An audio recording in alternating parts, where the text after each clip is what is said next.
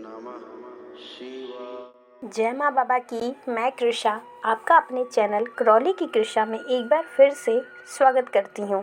आशा करती हूँ कि आप सभी माँ बाबा की कृपा से बहुत अच्छे होंगे।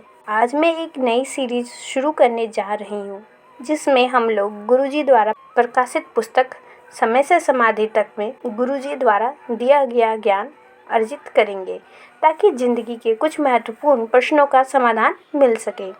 तो चलिए मेरे साथ आप लोग भी माँ बाबा की लाड प्यार और भक्ति के रस में गोते लगाते हैं। साथ ही मैं यह कामना करती हूँ कि आपको मेरा यह छोटा सा प्रयास पसंद आएगा व आप लोग कमेंट बॉक्स में जय माँ बाबा की जयकारा लगा के मेरा हौसला बढ़ाएंगे। आइए गुरुजी द्वारा ही जानते हैं कि उनके द्वारा रचित पुस्तक समय से समाधि तक का अध्ययन करना प्रत्येक व्यक्ति को क्यों आवश्यक है और पुस्तक में दिया गया ज्ञान किससे संबंधित है।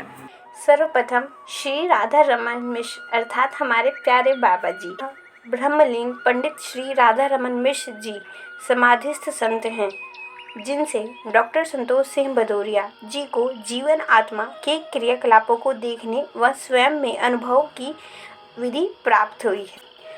पहले अनुभव कीजिए फिर विश्वास कीजिए, यह पारंपरिक आस्थावाद के विपरीत वाक्य है।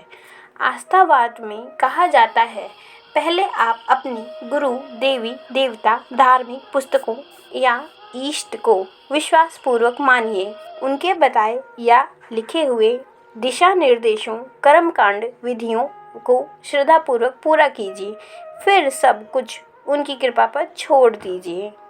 न अपेक्षा रूप फल की अपेक्षा कीजिए न अनुभूतियों की। तत्पश्चात जो भी मिलता है उससे ही संतुष्ट रहिए।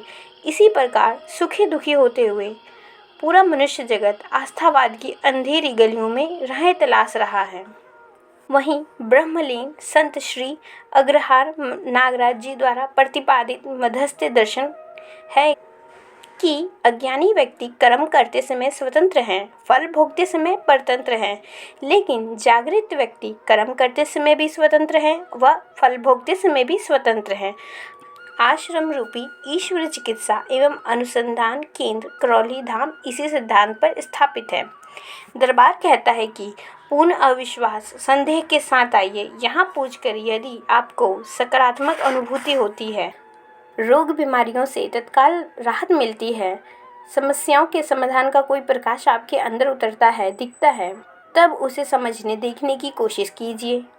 कुछ दिख जाए, कुछ अनुभूति हो जाए, कुछ समझ में आ जाए, तब विश्वास की डोर पकड़िए। इसी डोर के सहारे सिद्ध हवन व नमन आदि की शेष प्रक्रिया पूरी कीजिए। आपके विश्वास जताने के फलस्वरूप ही दरबार आपकी सभी समस्याएं बाधाएं रोग अपने पास रख लेता है और समाधान के रूप में सुखद अनुभूतियों आपको उपहार के रूप में देता है। शोध अनुसंधान पूर्वक ऐसा होना सिद्ध हो चुका है। इसी आधार पर प्रस्तुत पुस्तक समय से समाधि तक पुस्तक में कुछ सूचनाएं दी गई हैं जिन्हें पढ़कर आप सांसारिक कार्यों को भी पहले से अधिक कुशलता के साथ कर सकते हैं। यदि आप साधक हैं तो जागृति की यात्रा आरंभ करेंगे। पुस्तक को पढ़ने के बाद आप भटक नहीं पाएंगे, न आपको कोई भटका पाएगा। नकारात्मक और आसुरी शक्तियाँ केवल आपके मन मस्तिष्क को दूषित करती हैं। नकारात्मक और आसुरी शक्तियाँ केवल आपके मन मस्तिष्क को दूषित करके समस्याओं में उलझाती हैं, भटकाती हैं, रोग बीमारी पैदा करती हैं। यही भूत प्रेत बाधाओं की संज्ञा है। दरबार सर्वप्रथम इन्हीं भ्रमों को मन मस्तिष्क से साफ कर देता है और इसके लिए कोई तंत्र मंत्र झाड़ फूक सम्मोहन मारण उच्चाटन या वैसी किसी भी तामसिक विद्याओं का सहारा नहीं लिया जाता है, अपितु यह दरबार शिव व शक्ति के संतुलन के फलस्वरूप पूरी सात्विकता के साथ ब्रह्मलीन समाधिस्थ संत श्री राधा रमन मिश्र जी की पवित्र जीवन ऊर्जा के सानिध्य में मानव मात्र के लिए सेवारत है। इसी के लिए अनुसंधान है जिन्हें कर्मवार पुस्तकों के रूप में प्रकाशित किया जा रहा है।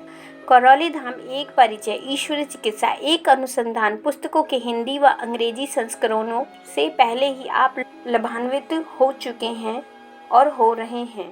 हरिहर। इस प्रकार हमने गुरुजी द्वारा दिया गया संदेश अभी सुना। आगे हम इसी पुस्तक के विभिन्न अध्यायों का स्मरण करेंगे जिसकी विषय सूची इस प्रकार है, जिसमें 17 कुल अध्याय हैं और हम एक एक करके सभी अध्यायों को पढ़ते जाएंगे। सर्वप्रथम अध्याय है गणेश जी कैसे कराते हैं श्री गणेश। दूसरा अध्याय है पुस्तक नहीं प्रमाण महत्वपूर्ण है। तीसरा अध्याय है एक समाधिस्थ संत श्री राधा रमन मिश्र।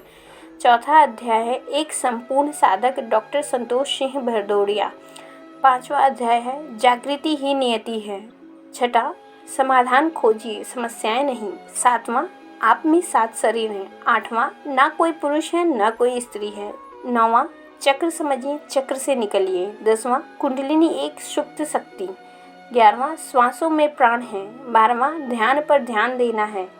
13वां कहाँ खड़े हैं अपनी स्थिति को समझिए। 14वां चित्त के चित्रण से खुलते द्वार। 15वां अब समझ की यात्रा पर चलिए। 16वां जपने नहीं जीने का मंत्र है दीक्षा। 17वां समाधि विश्राम है विराम नहीं। आशा करती हूँ आपको मेरा यह प्रथम प्रयास अच्छा लगेगा। मैं उम्मीद करती हूँ कि हम लोग शीघ्र से शीघ्र इन अध्यायों का स्मरण करेंगे व माँ बाबा की असीम कृपा को प्राप्त करेंगे। आप लोगों से प्रार्थना है कि मेरा यह छोटा सा प्रयास आप जनमानस में पहुंचाने की कृपा करें व ज़्यादा से ज़्यादा वीडियो को शेयर करें और लोगों को बताएं ताकि हम लोग दरबार की प्रक्रिया को जनमानस तक ज़्यादा से ज़्यादा पहुंचा सकें। हमारे परम पूज्य बाबा जी द्वारा अर्जित किया ज्ञान और प्रकाश लोगों के अंदर पहुंचाने में दरबार की सहायता करें। जय माँ बाबा की। हरि हर। अगर आपको ये वीडियो पसंद आया तो प्लीज़ लाइक करें, कमेंट करें, शेयर करें और मेरे इस चैनल क्रॉली की कृषा को सब्सक्राइब भी कर लें। जय माँ बाबा की। हरि हर।